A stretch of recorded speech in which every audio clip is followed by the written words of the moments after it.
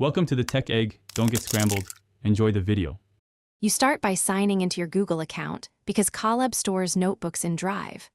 Once signed in, open Drive and create a dedicated folder to keep notebooks organized.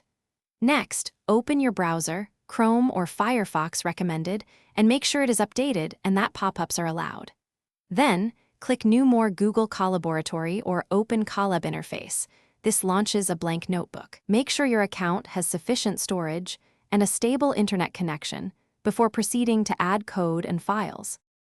Once your notebook is open, configure runtime by choosing Change Runtime Type to select Python 3 and optionally GPU or TPU for acceleration.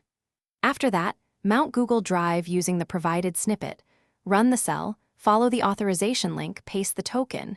This gives you direct file access. Install any missing libraries with pip inside cells so the environment matches your code requirements. Finally, use %cd to navigate into your project folder and list files to confirm everything is in place. You finish by running cells in order to ensure variables initialize correctly. Choose Runtime Run All for a clean execution.